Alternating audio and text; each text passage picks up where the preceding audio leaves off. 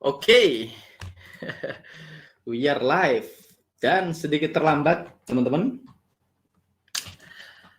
Oke, tadi ceritanya saya habis beli makanan, gitu ya, beli lamongan, beli apa lamongan namanya? Pecel lele. Kalau kata Mas ini namanya pecel ayam, gitu ya. Saya tadi habis beli pecel ayam, masa pecel ayam sih? Saya beli pecel lele lamongan gitu dan makan dulu. Jadi sedikit terlambat. Jadi tadi saya naik motor beli pecel ayamnya dan ternyata nggak enak. Saya kan kemarin habis beliin motor bapak kan, nyoba kalau naik motor enak, rencananya saya mau beli motor gitu, mau beli motor apa gitu ya, pengen beli Ninja gitu, tapi ternyata kayaknya nggak enak, ternyata hujan tadi terus nggak asik.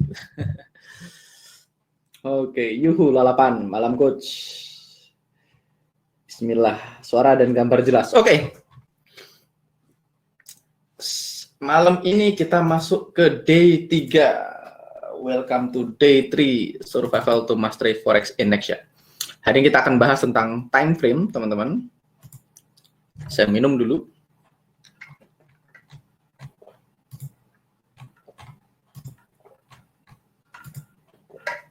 Oke. Kemarin kita udah bahas tentang watch list gitu ya. Kemarin kita udah bahas tentang watch list, kita kemarin udah bahas tentang ekspektasi. Teman-teman ada yang udah nonton ekspektasi? Teman-teman di sini udah nonton video yang kemarin? Rifki dan Diana siap membantu. Cie. Malam Om ada 82 yang belum masuk. Takutnya ada teman-teman yang belum masuk. Coba saya akan kirim link. Gimana caranya? Ntar saya akan kirim add.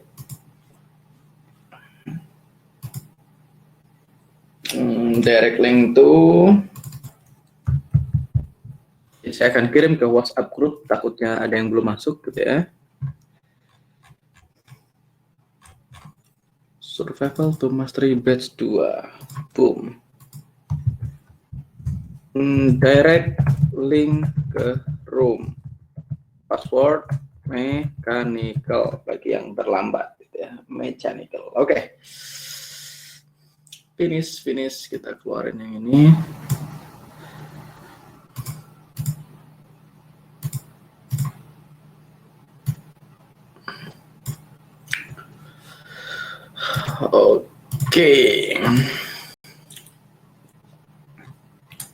Oke, masih muter aja nih. Oh, udah jalan Mas. Kalau masih muter coba di refresh gitu ya. Yang masih muter coba di refresh gitu ya. Coba di refresh Mas. Malam Mbak Rifki dan Mas Diana. Oke, Mas, ekspektasi dan kenyataan biasanya selisih atau enggak? Selisih, biasanya tetap akan selisih. Oke, teman-teman, sekarang kita akan bahas time frame, teman-teman. Ini day 3. Sekali lagi saya akan ingatkan, teman-teman, minggu pertama akan bahas lebih banyak tentang teori. Minggu kedua nanti kita akan mulai bahas tentang metodologi, dan 3-4 kita akan praktek gitu ya. Jadi saya suka karena dibikin 30 hari, jadi kita punya banyak waktu untuk membahas dan juga kita punya banyak waktu untuk praktek secara live gitu ya. Sabtu Minggu kita tetap buka gitu. Sabtu Minggu tetap buka. Farid Magdar hadir siap menyimak. Oke.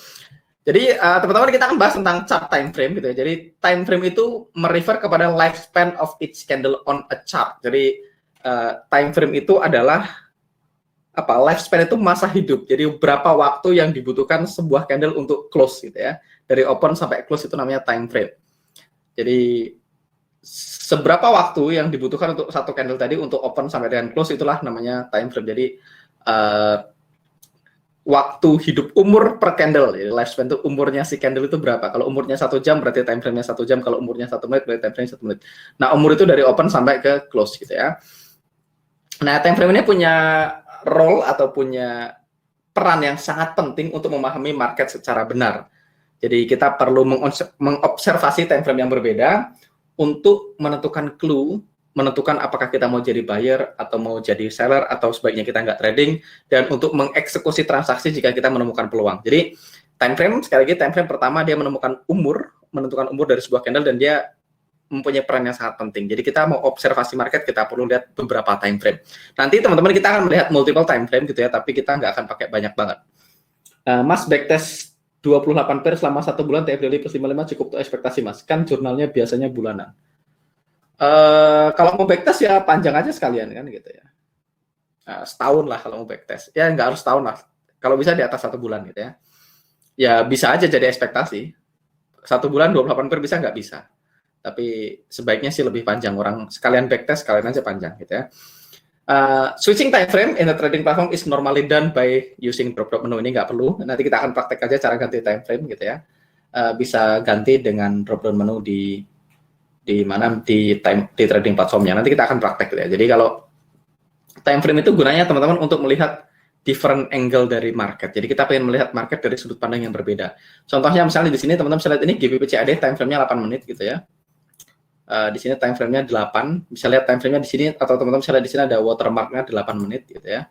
Kalau teman-teman udah nonton tutorial trading view, harusnya teman-teman sudah familiar sama ini. Sedangkan teman-teman bisa lihat di sini adalah GBP CAD, chart yang sama tapi time frame-nya 60 menit.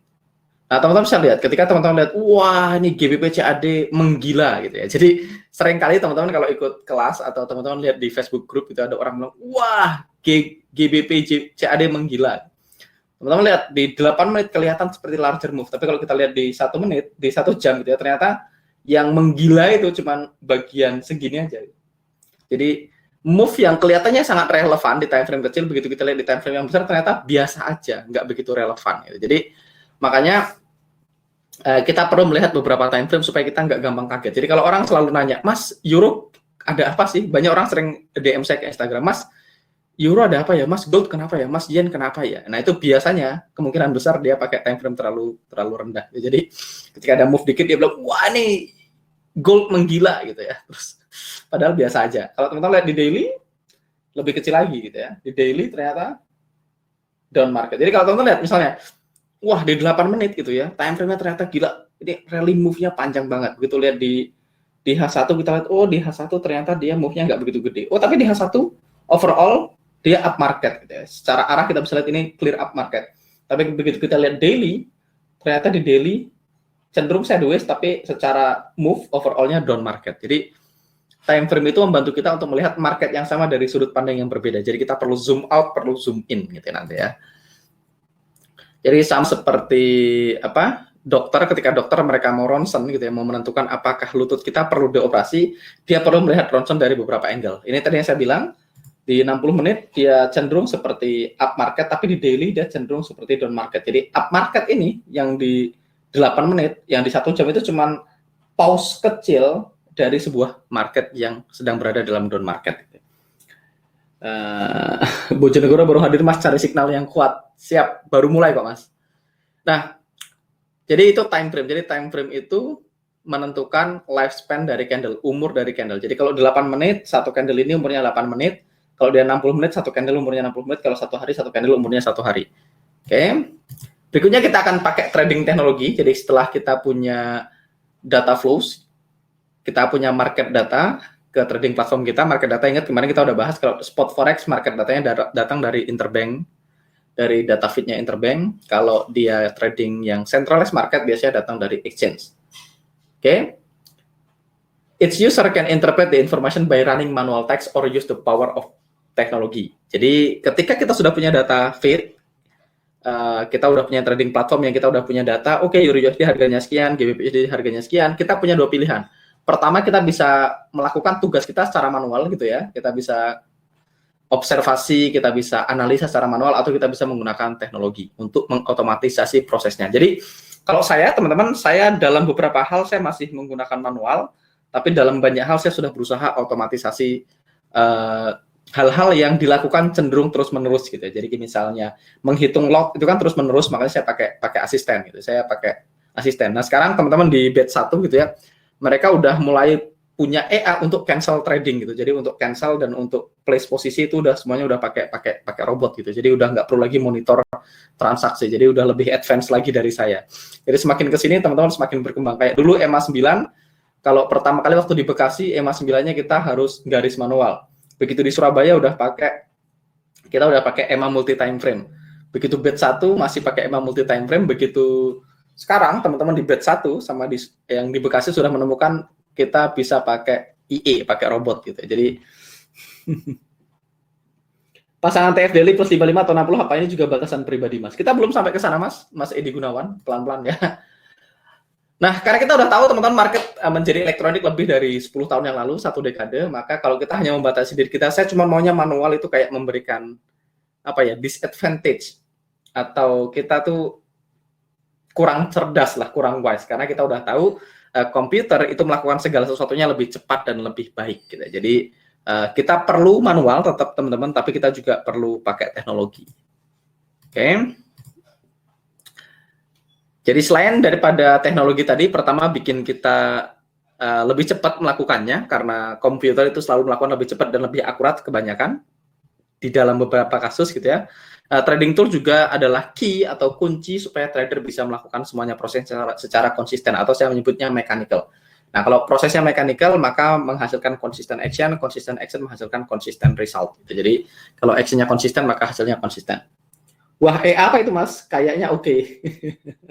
Itu nanti teman-teman bahas di grup alumni, itu juga yang menemukan teman-teman alumni. Makanya saya selalu bilang teman-teman, survival to mastery ini lebih ke forex mastermind gitu. Di awal memang teman-teman akan belajar banyak dari saya, tapi begitu kita udah lulus teman-teman, saya belajar sebanyak teman-teman belajar dari saya. Kayak banyak hal penemuan-penemuan yang mutakhir gitu, yang keren-keren itu ditemukan sama teman-teman di dalam grup alumni, kayak cara backtest, cara bikin template backtest, cara nge-short pakai Excel, itu kayak gitu-gitu saya nggak ngerti, itu ditemukan oleh teman-teman alumni. Jadi kayak sekarang mereka menemukan EA asisten namanya EA UFO gitu. UFO EA asisten gitu. Saya belum coba tapi kayaknya menarik gitu ya. Jadi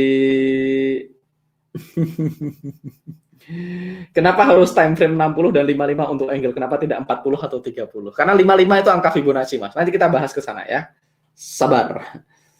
Kemarin saya tanya Kodeni yang jual 300.000 per akun Bang. Oh ya, Kodeni itu bukan Denny Santoso ya, Denny yang di Medan ya.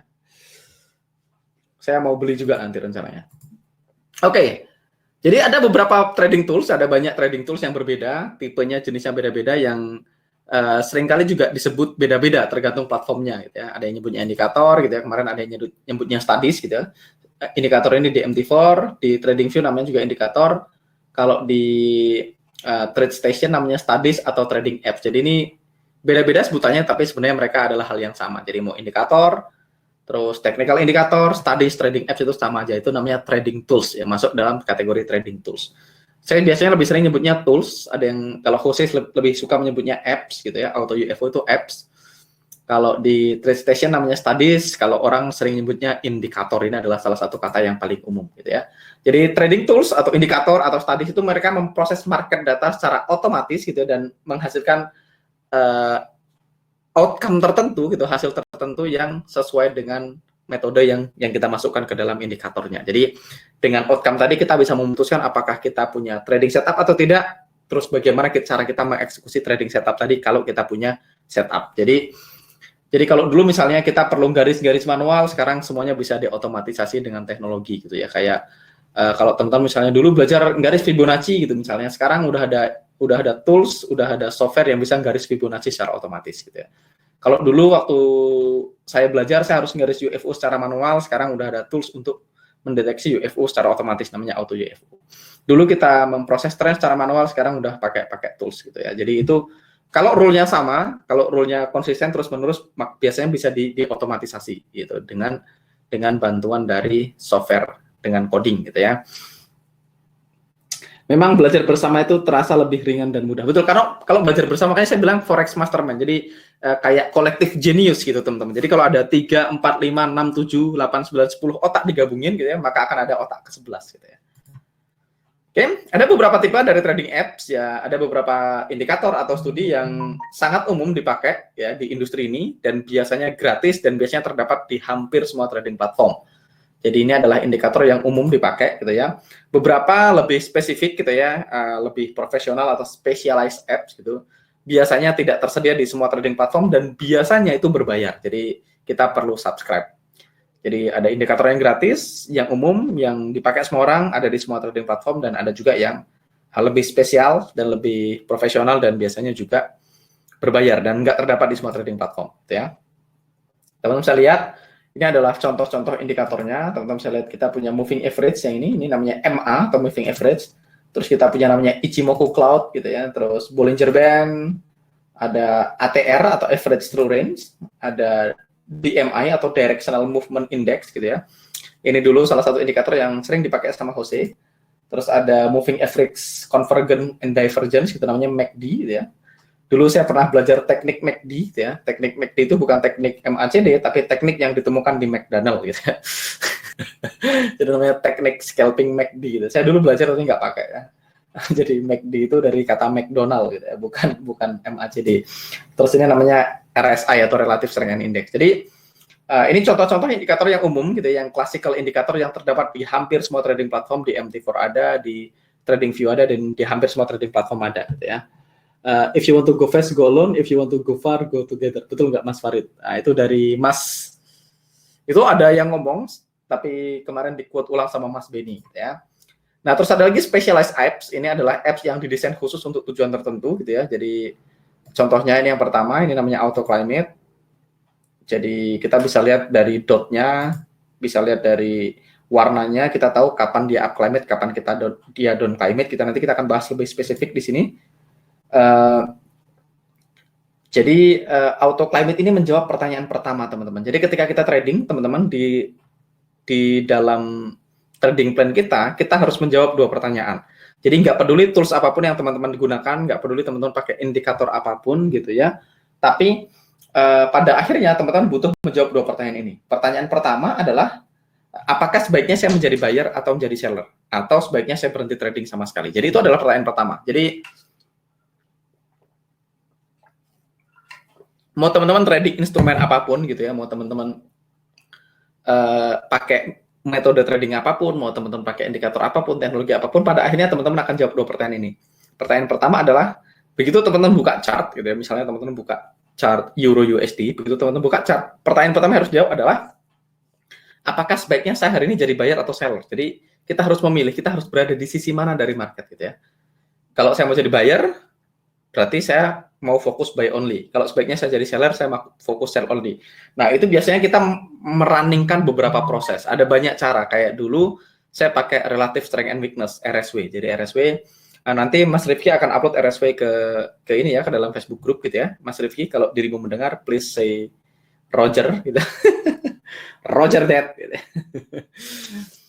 Saya dulu pakai RSW untuk menentukan apakah sebaiknya hari ini saya jadi buyer atau jadi seller gitu ya.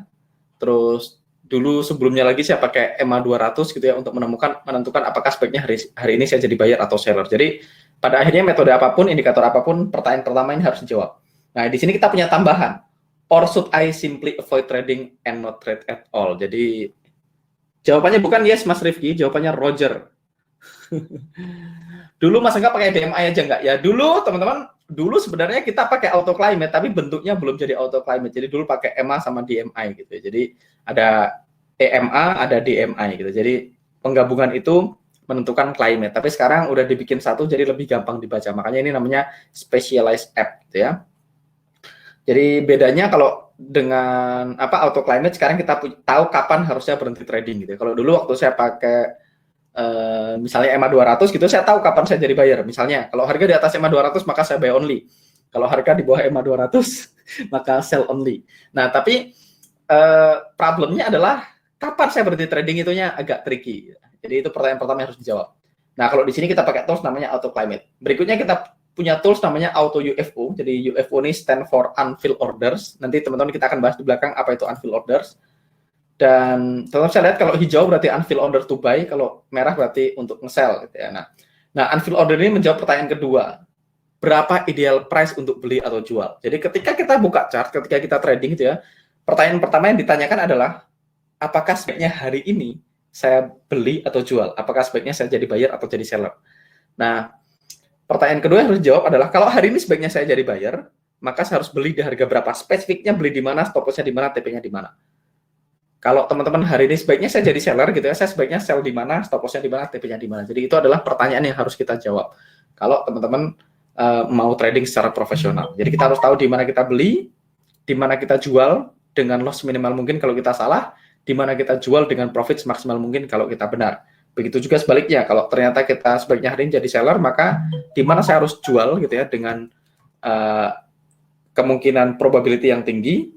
Terus berikutnya di mana saya harus buyback ya ketika kita misalnya salah dengan risiko seminimal mungkin, dan di mana kita harus buyback ketika dengan profit semaksimal mungkin. Jadi pada akhirnya trading itu yang penting punya probability yang cukup, low risk dan higher reward seperti yang kita bahas di awal kemarin ya. Makanya kita perlu jawab dua pertanyaan ini. Oke.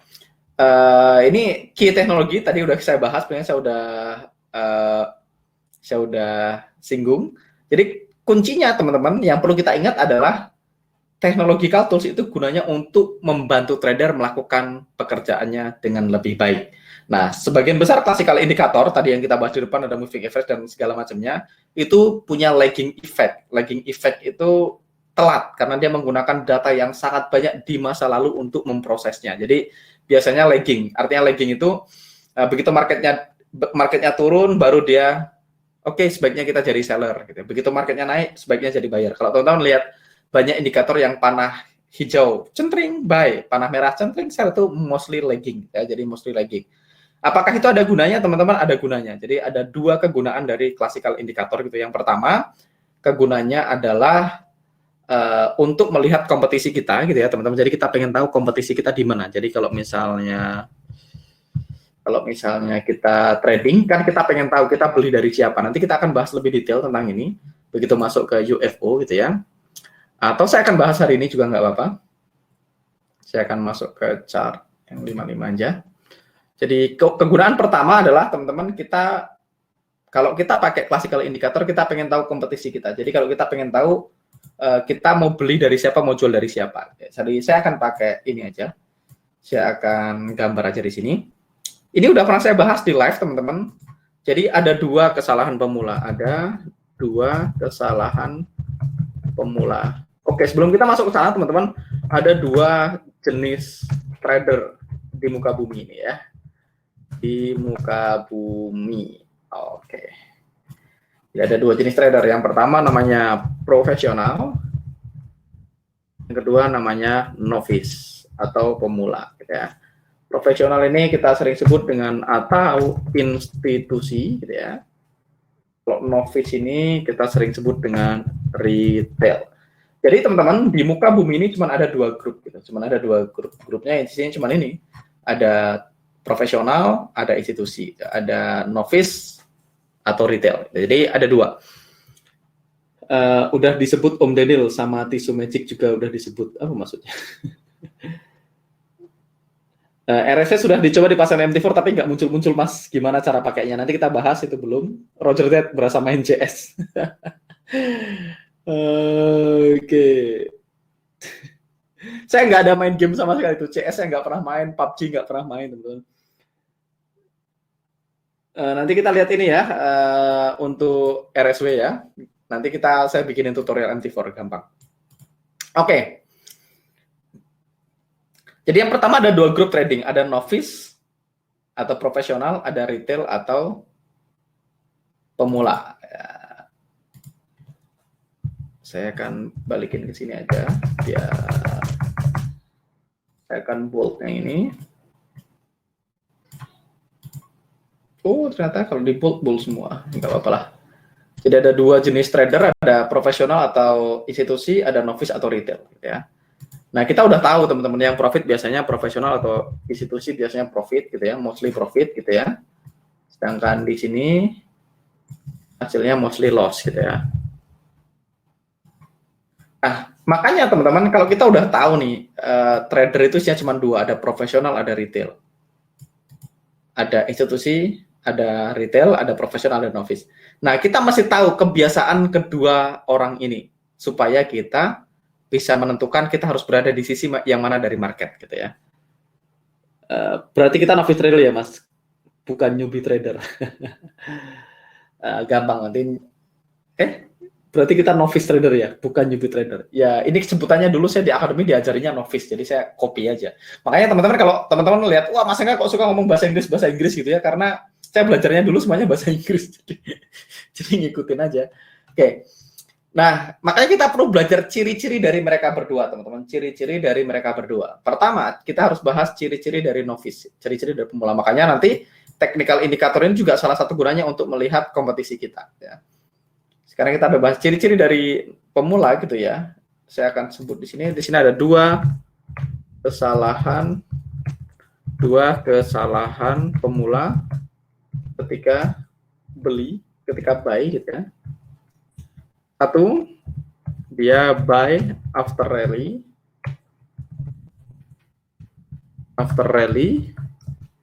Dua, dia buy di UFO sell.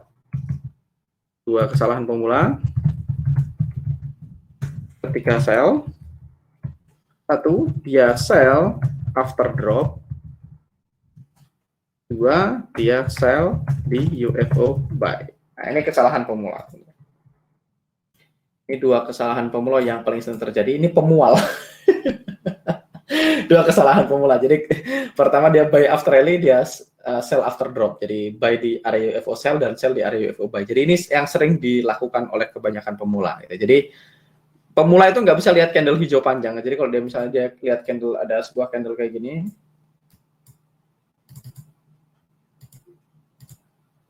dia lihat candle hijau panjang kayak gini, wah ini panjang banget nih, dahsyat, waktunya beli. Dia jadi candle panjang terus dia beli di sini.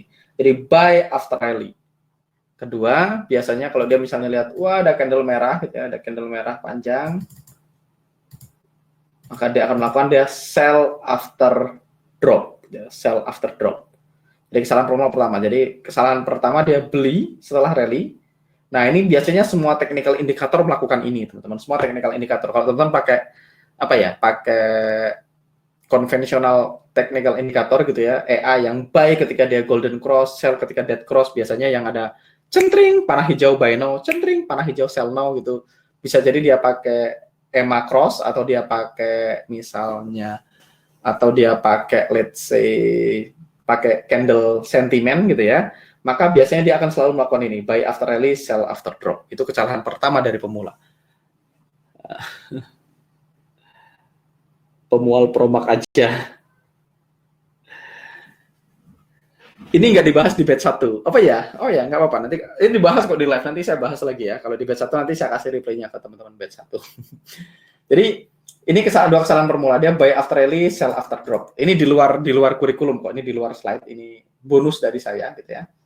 Dan makanya kalau misalnya gini, kalau misalnya saya pakai indikator ini, saya masukin indikator, saya masukin EMA gitu ya, saya masukin EMA misalnya, salah, saya masukin indikator, saya ketik EMA, nggak ada.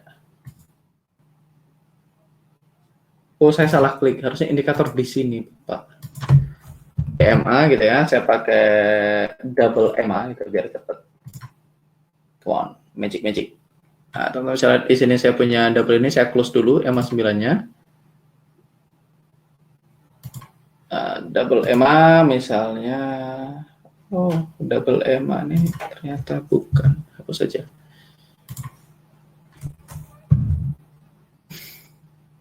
Mana moving average eksponensialnya built in?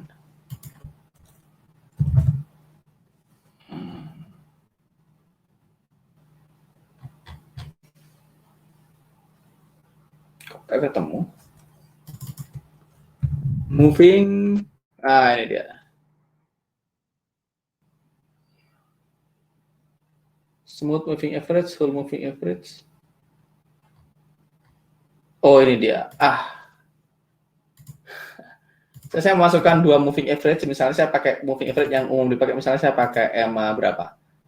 Pakai EMA misalnya biasanya pakai EMA 8 gitu ya. Sama satu lagi misalnya saya pakai EMA 21 gitu ya. Biasanya kan gitu ya. EMA 8 sama EMA 21. Saya nggak bilang strategi ini jelek atau bagus ya teman-teman. Sekali lagi ini masalah selera aja. Cuman saya akan ngasih tahu dua kesalahan pemula. Jadi biasanya secara umum teman-teman salah satu yang paling umum dilakukan adalah ketika dia golden cross gitu ya. Golden cross itu Misalnya kayak gini, kan kita lihat kayak gini, saya lihat area ini biar teman-teman kebayang. Nah, di sini saya akan bikin jadi ini dan ke sini. Kalau teman-teman lihat, ketika dia EMA-nya dead cross, artinya dead cross ini EMA hijau motong EMA merah dari atas, maka dia akan muncul di sini, ini dead cross-nya. Maka dia akan men-trigger signal sell di sini, sell now, gitu. Maka dia akan sell di sini. Gitu. Dia akan sell di sini, yang saya mau masuk sebagai sell after drop. Bisa nggak sell after drop profit? Ya bisa aja. Tapi RR-nya jadi nggak sebagus itu. Karena kalau dia sell di sini, maka SL-nya berarti di atas, at least di atas sini, minimal di atas sini, kan? Di atasnya ini. SL-nya, berarti SL-nya sekitar sini. Nah, kalau misalnya kita benar pun, ini kurang dari 1:1. Sedangkan kalau teman-teman belajar unfill order, gitu ya, teman-teman lihat ke kiri, teman-teman pasti akan menemukan either drop based drop atau rally based drop misalnya. Nanti kita akan bahas lebih detail di pertemuan yang lain gitu ya. Teman-teman akan mengatakan, oke, di sini ada area UFO. Gitu. Kalau saya aktifkan auto UFO-nya, pasti di sini ada area UFO. Ini areanya adalah rally based drop. Gitu ya.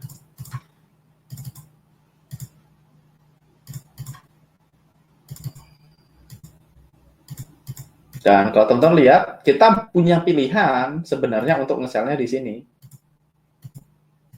Nge-sell-nya di sini dengan stop loss-nya di sini. Jadi kita punya pilihan untuk nge-sell dengan risk segini.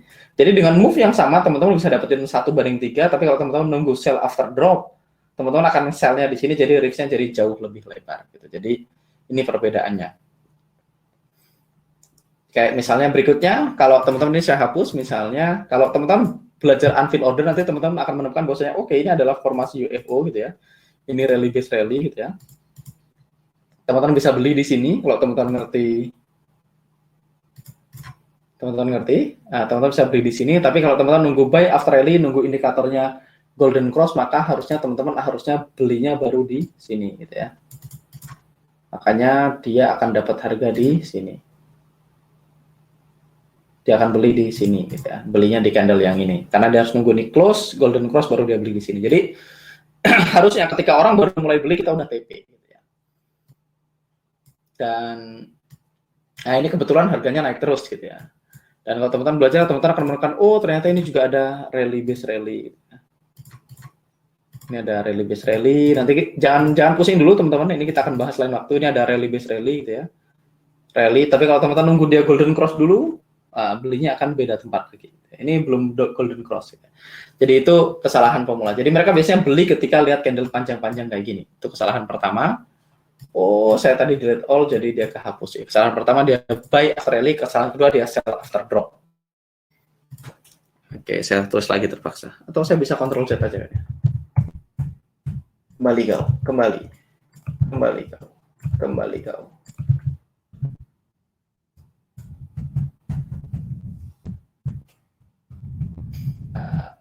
Harusnya dia ada. Boom, alright. Jadi ini kesalahan pemula. Kedua, teman-teman perlu tahu institusi, ya. Institusi itu ciri-cirinya, satu, dia tidak chasing price, gitu ya. Dia nggak ngejar harga, gitu ya. Jadi teman-teman bisa lihat, maka candle Marubozu, ya, atau candle panjang itu biasanya kosong. Dalam kurung tidak ada aktivitas institusi. Jadi biasanya semuanya pemula.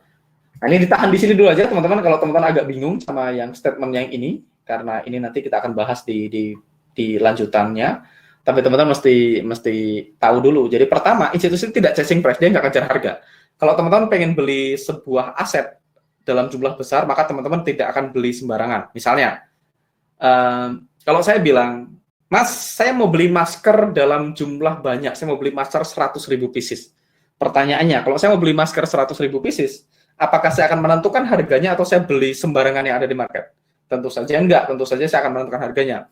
Saya mau beli masker 100.000 pieces kalau harganya 5.000. Kalau harganya bisa 5.000 nih Mas, antarin ke rumah saya bisa beli 100.000. Pasti gitu. Karena institusi belinya banyak. Coba, menurut teman-teman, skenario mana yang lebih mungkin? Kalau saya, gitu ya, mau beli masker 100.000, saya bilang ke orang, saya maunya harganya 5.000, kalau 5.000, anterin ke rumah saya beli. Berapapun yang ada saya beli sampai cukup 100.000. Nah, itu namanya unfill order institusi ya. Saya mau beli kalau harganya 5.000. Makanya kalau masker harganya 5.000, saya beli. Sampai kapan? Sampai cukup 100.000.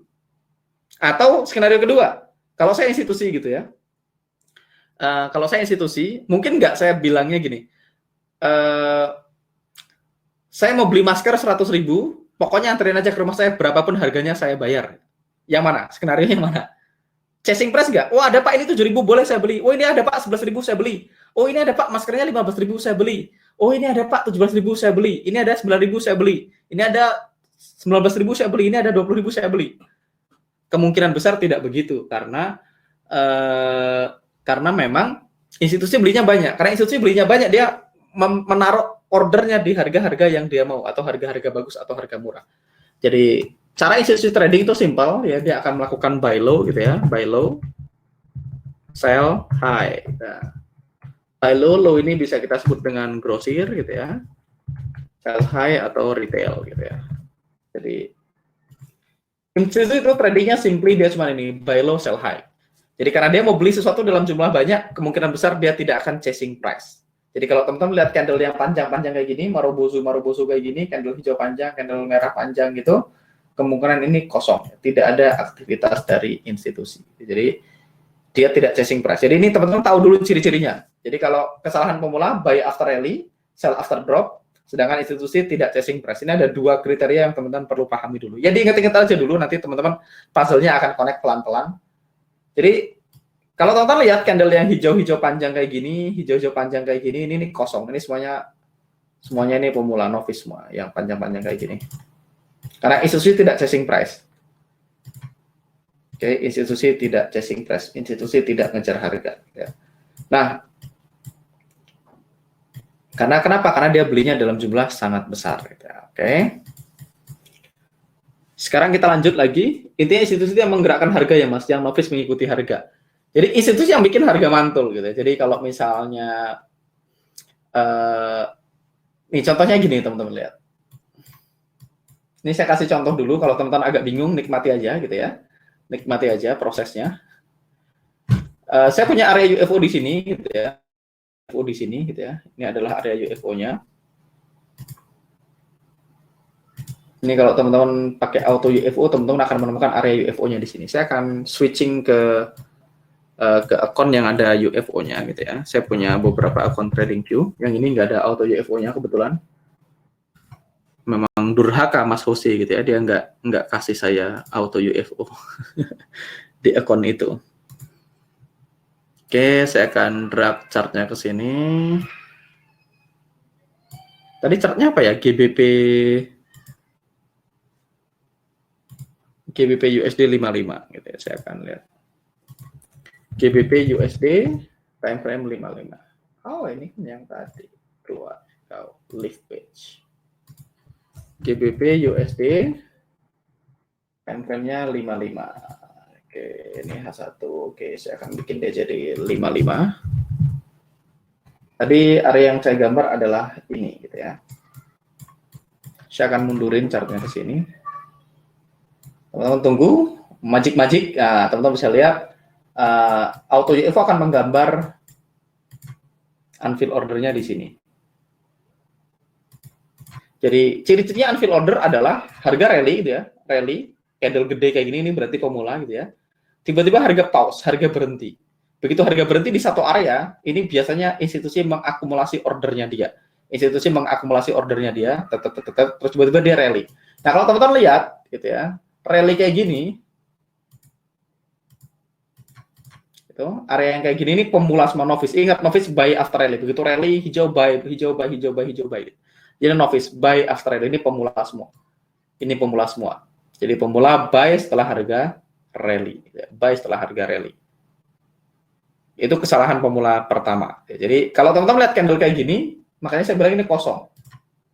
Kosong. Artinya ini profit zone. Kalau teman-teman lihat ada candle hijau gede-gede kayak gini, panjang semua, ini kosong. Kalau kosong, karena ini isinya pemula semua, maka kemungkinan besar akan bisa ditembus dengan sangat mudah. Makanya kalau teman-teman saya play gitu ya, kalau saya jalankan play gitu ya, teman-teman lihat dia menciptakan unfill order sell, kita lupakan aja. Come on, up.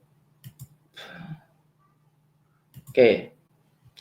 Saya pause dulu. Teman-teman bisa lihat harga drop. Karena sebelumnya kosong, maka harga bisa ditembus dengan sangat mudah. Kosong juga.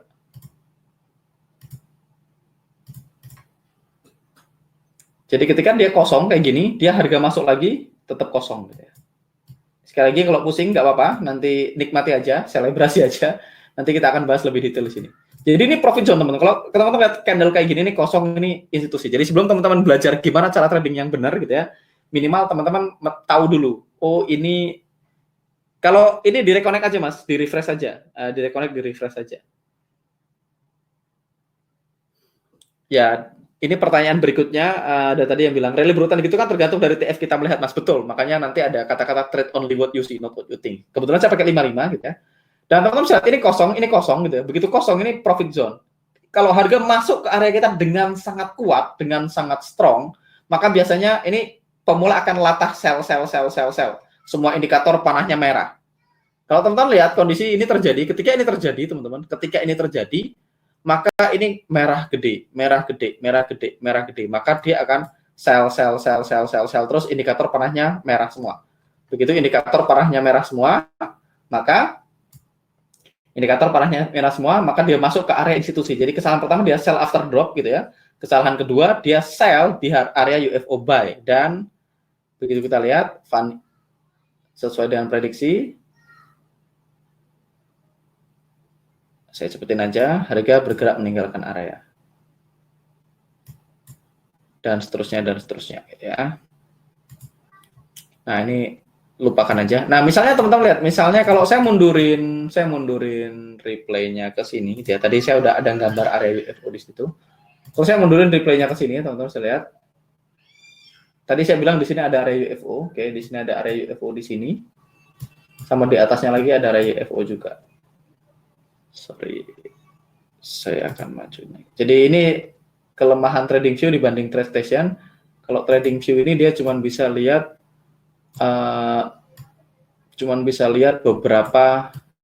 bisa menampilkan 20 panel lah kalau nggak salah. Kalau di trade station dia bisa nampilin lebih banyak area UFO. Jadi kalau di sini teman-teman cuma bisa lihat di atas, nggak bisa sebanyak itu. Jadi cuma stop di sini aja. Kalau trade station bisa sampai banyak banget. Tapi which is ini udah cukup gitu ya. Anyway, jadi itu adalah dua kesalahan pemula. Jadi mereka biasanya sell after drop dan buy after rally gitu ya. Jadi sell after drop dan buy after rally.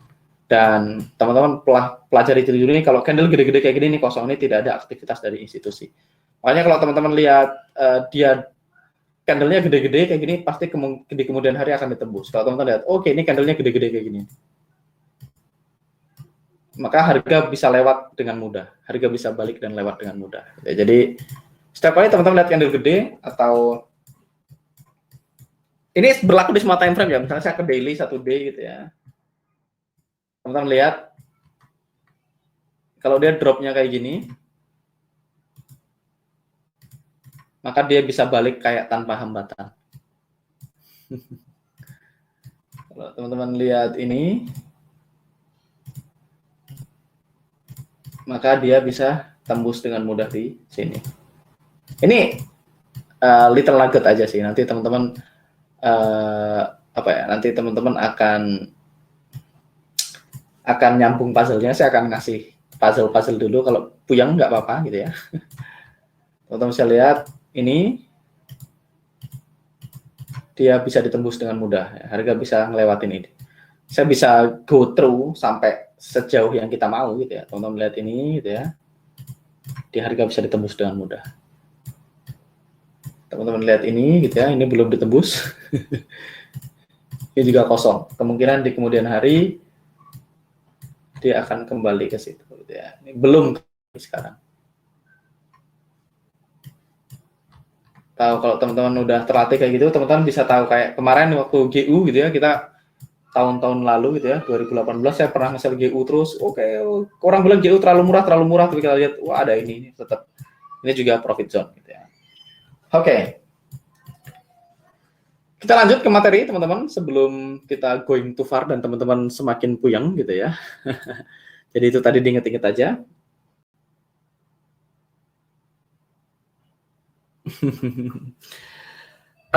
Selama ini saya salah paham, Mas. Pemahaman saya kalau candle besar, volume besar, ada bandar besar yang masuk. Ya, bandar besar yang bikin harganya naik.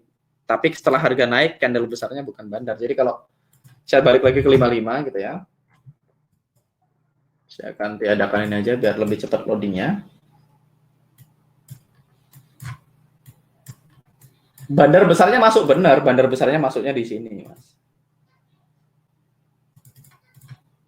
Ini adalah tempat bandar besarnya masuk. Ketika bandar besarnya masuk, bandar besar masuk, terjadi imbalance, ketidakseimbangan antara pembeli dan penjual, makanya harganya rally. Begitu rally, sisanya pemula semua. Jadi gini, teman-teman. Besok mungkin saya akan bahas ini lebih detail tentang unfill order. Begitu kita masuk ke unfill order, saya akan bahas lebih detail gimana ini terjadi dan bagaimana ini terjadi. Tapi sementara teman-teman ingetin dulu ciri-cirinya. Kalau candle besar-besar kayak gini, ini kosong gitu ya, tidak ada aktivitas dari institusi. Nah, teman-teman boleh lihat aja semua candle besar yang gede-gede kayak gitu, dia selalu jadi profit zone, harga bisa ditembus dengan mudah. Jadi kalau lihat, wah ini panjang gitu ya, kemungkinan nanti kalau harga balik gitu ya, dia akan menemukan masalah di area-area yang seperti ini, tapi begitu ketemu kayak gini dia akan lewat kayak slice through aja, istilahnya hot knife through butter gitu ya. Oke. Mas, kok unfill order di tiap time frame bisa beda-beda? Harusnya kan kalau time frame-nya diubah, unfill order-nya tetap di situ. Unfill order-nya tetap di situ kok, Mas, kalau time frame-nya dirubah juga. Nanti kita akan bahas lebih detail begitu masuk ke sana. Kita belum masuk ke unfill order.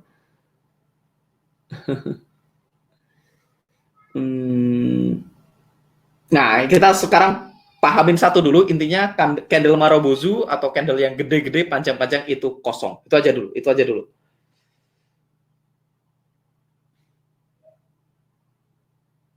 Nah, ini kan kita belum bahas ke setup ini Mas Sandi Taufik. Itu contoh hari EV setelah harga meninggalkan jauh, apakah Mas meninggalkan jauh juga? Ya, ini nanti kita belum bahas secara detail tentang setupnya. Ini cuma saya ngasih contoh bahwa saya candle hijau itu kosong. Kebetulan tadi pas saya buka chart yang kelihatan ini. Jadi ini yang saya gambar ya, Mas. Oke.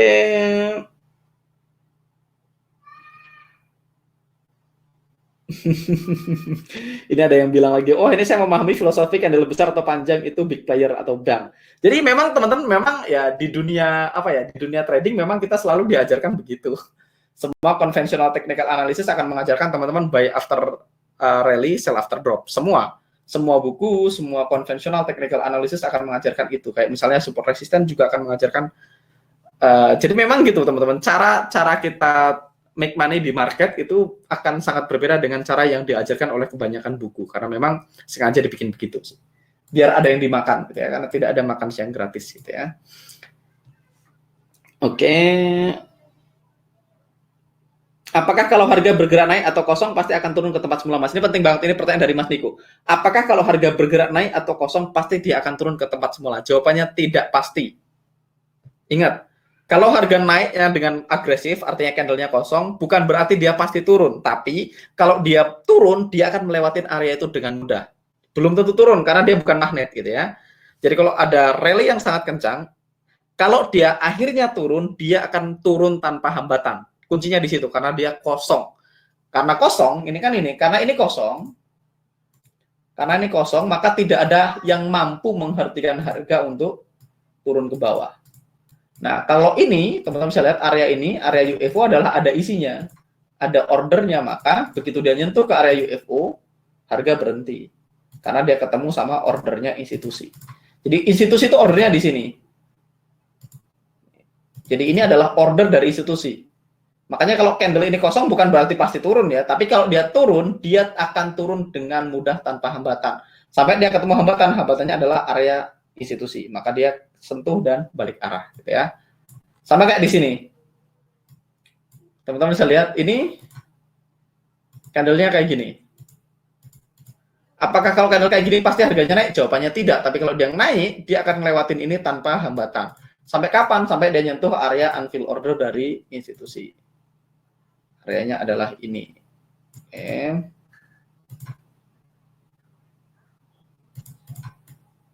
Jadi dia sentuh di sini, dia turun. Jadi makanya harga tuh bergerak dari satu UFO ke UFO lain gitu ya. Nah, teman-teman nanti ini nggak usah dibikin pusing. Ini saya cuma ngasih penjelasan aja supaya teman-teman paham. Jadi bukan berarti kalau ada candle kosong pasti dia balik, enggak. Makanya kalau ada gap, orang punya bilang, oh kalau gapnya pasti ngisi. Ya tidak pasti. Cuman kalau dia melewatin gap, dia akan melewatin tanpa hambatan karena gap itu kosong. Karena gap itu kan sebenarnya candle Marubozu besar. Jadi gap itu kan sebenarnya Marubozu besar. Full Marubozu, makanya dia nge-gap. Makanya kalau orang bilang, kalau gap pasti ketutup. Ya nggak pasti ketutup, tapi kalau harga turun, karena ini kosong, kemungkinan dia besar, dia bisa ngelewatin dengan tanpa hambatan. Jadi itu yang perlu dipahami, itu catat penting banget ya. Bukan artinya kalau ada Marubozu terus kita sell now, nggak gitu aturannya. Aturannya nggak gitu ya. Di sini busuk banget. Oke, apakah base yang banyak candlenya berarti isu semakin kuat? Jadi justru nanti kebalik, semakin banyak base-nya, semakin lemah areanya, semakin sedikit base-nya, semakin kuat areanya. Nanti saya akan jelasin lebih detail waktu kita masuk ke pembahasan tentang unfill order ya. Saya akan jelasin very detail di situ. Oke, kita akan kembali ke indikator dulu. Oke, jadi semua classical indikator ini lagging ya, lagging. Jadi dia sell after drop, buy after rally biasanya. Kedua, apapun tools yang kita gunakan sebaiknya memberikan edge buat kita sebagai trader. Edge ini adalah keunggulan, keuntungan, atau wah lu curang, lu kita punya kekuatan yang orang lain nggak punya, itu namanya edge gitu ya. Dan pada akhirnya teman-teman, tadi kita udah bahas, kita mau pakai teknologi apapun, kita mau pakai tools apapun, pada akhirnya kita tetap harus menjawab dua pertanyaan ini. Pertanyaan pertama, apakah sebaiknya saya jadi buyer atau seller, atau sebaiknya saya tidak trading sama sekali? Pertanyaan kedua, di mana harga ideal untuk beli ataupun untuk jual? Jadi ini yang paling penting, ini dua pertanyaan harus teman-teman jawab ketika teman-teman trading ya. Oke. Kita akan bahas entry. Ini kemarin ada pertanyaan tentang long and short gitu ya. Entry ini merefer kepada action atau trading untuk masuk ke market, masuk posisi ke market. Jadi mereka melakukan entry gitu. Ketika dia mau masuk posisi namanya entry. Nah, entry itu ada dua, ada long entry, ada short entry. Nah, long dan short ini adalah bahasa yang dipakai di luar, di barat gitu ya. Di Indonesia orang lebih sering menyebutnya buy atau sell. Jadi long ini adalah buy, short ini adalah sell. Jadi ada dua jenis entry. Kita belum bahas gimana cara entry-nya, kita belum bahas gimana stop loss-nya, teman-teman sekali lagi sabar, kita masih bahas teorinya dulu. Jadi ada dua jenis entry, ada long, ada short gitu ya. Ada buy, ada sell. Oke, long entry ini gampang bagi sebagian orang gitu ya. Ketika kita tahu market akan bergerak naik ke atas, kita yakin market akan bergerak naik, maka action-nya adalah long gitu ya. Jadi trader akan klik buy position atau buy button di trading platformnya, di MT4 ataupun di trading platform yang digunakan, dan expected profit tidak akan diketahui sampai posisinya ditutup gitu ya. Kalau teman-teman beli ya teman-teman harus jual lagi untuk making money. Kalau teman-teman misalnya bilang, saya beli emas mas, saya yakin emas abis ini mau naik. Karena apa? Karena wah ekonomi tidak menentu, pasti emas akan naik. Contoh ya. Maka saya akan buy now, saya akan beli. Begitu saya beli emas, harganya naik. Saya beli di harga 700.000, naik jadi 900.000. Nah, kita nggak bisa bilang, oh saya beli emas 700.000, sekarang harganya 900, sudah untung 200.000. Enggak. Teman-teman baru untung kalau sudah dijual emasnya. Maka kita perlu klik sell button untuk menutup posisi kita. Jadi possible outcome-nya, ketika harga bergerak naik, setelah kita beli, maka kita profit. Ketika kita beli dan harga bergerak turun, maka kita akan loss. Sesimpel itu. Jadi long. Jadi kalau kita yakin suatu aset atau suatu mata uang akan bergerak naik, maka kita akan order buy. Nah, ketika kita buy, kita berharap harganya naik. Saya beli emas, setelah saya beli harganya naik, saya jual di harga lebih tinggi, maka saya profit. Kalau saya beli emas, terus harganya turun, kalau saya jual di harga yang lebih rendah, maka saya loss. Nah, profit ataupun loss itu belum bisa dikatakan profit ataupun loss sebelum dia jual. Kalau teman-teman beli emas di harga 700.000, terus emasnya naik jadi 1 juta, teman-teman nggak bisa bilang profit 300.000 kecuali emasnya dijual dan pegang uang 1 juta. Begitu juga sebaliknya. Saya beli emas 700.000, saya nggak bisa bilang transaksi saya loss kecuali begitu dia turun jadi 500.000, saya jual, maka saya rugi 200.000. Ya. Jadi ini gampang, semua orang ngerti gimana caranya beli atau jual gitu ya, karena gampang. Beli dari harga murah, jual dari harga mahal. Misalnya gini, NZD/USD, teman-teman bisa lihat kita punya UFO hijau. Kita udah tahu UFO digunakan untuk beli, maka kita beli di sini gitu ya. Kita buy di UFO hijau dan harga naik. Begitu harga naik kita jual di UFO merah. Ini contoh aja, teman-teman sekali lagi nggak usah dipusingin EMA 9 dan lain-lain. Ini hanya contoh supaya teman-teman gampang. Jadi kita punya UFO buy, kita beli, setelah kita beli harga rally, kita jual di UFO yang merah, UFO sell. Gitu ya. Maka kita profit. Gitu ya. Di sini profitnya kita beli di 6415, kita jual di 6435, maka kita profitnya 35 dikurang 15 sama dengan 20 pips. Kita lupakan dulu apa itu pips, nanti kita akan bahas di belakang, tapi profitnya 20 pips. Kita simpan dulu. Jadi kalau saya beli di harga berapa, jual di harga berapa, selisih dari harga jual dan harga beli, itulah profit kita. Berikutnya kita akan bahas short entry. Nah, ini yang sedikit counterintuitif gitu ya.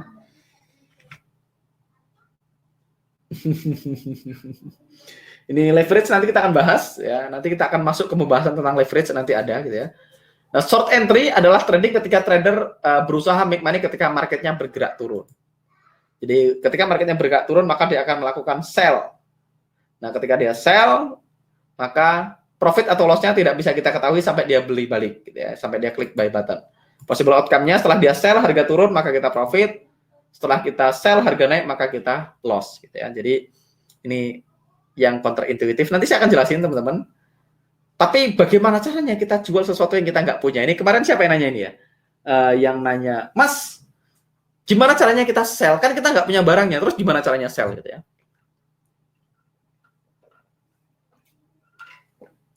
Kalau di forex kan gampang ya. Kalau di forex kan kita selalu trading dua mata uang.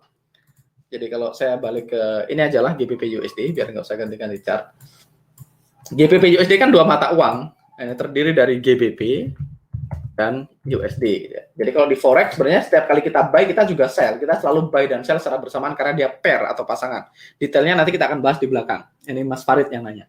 Tapi kalau teman-teman ngomongin saham misalnya, kalau misalnya saya saham Microsoft gitu ya. MSFT ya, Microsoft. Nah, kalau saya mau sell Microsoft, caranya gimana, Mas? Saya yakin nih misalnya atau saham apa? Misalnya Microsoft aja lah.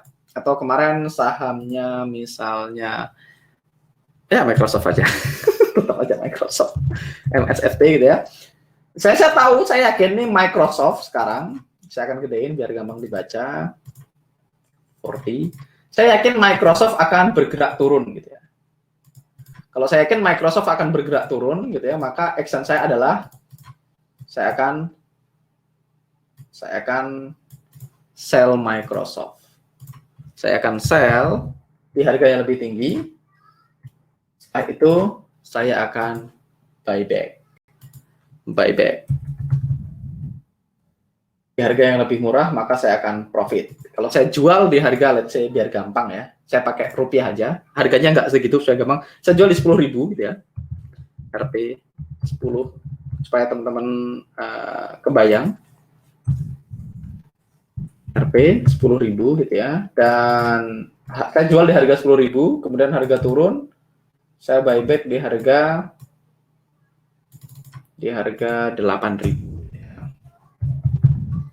Maka selisihnya di sini adalah profitnya, saya akan profit 2.000 selisihnya. Pertanyaannya adalah gimana caranya Mas saya jual saham Microsoft sedangkan saya nggak punya? Caranya simple. Kita pinjam dari broker. Atau kita borrow dari broker. Sesimpel kayak gini, misalnya saya pakai emas lagi sebelum saya masuk ke Microsoft, misalnya saya punya tabungan emas 1 gram. Jadi ini saya balik di sini. Angga gitu ya. Angga punya tabungan emas 1 gram. Oke.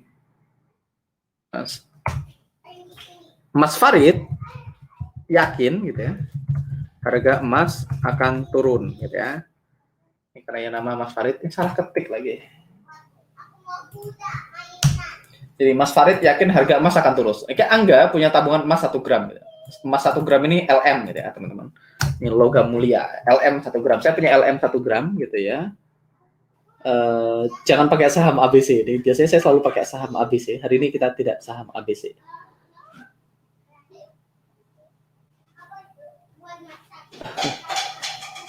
Oke. Maka Mas Farid yakin harga emas akan turun. Kenapa dia yakin akan turun? Misalnya, karena dia punya analisa. Karena bentar lagi tahun ajaran baru. Kalau tahun ajaran baru, semua orang akan jual emasnya.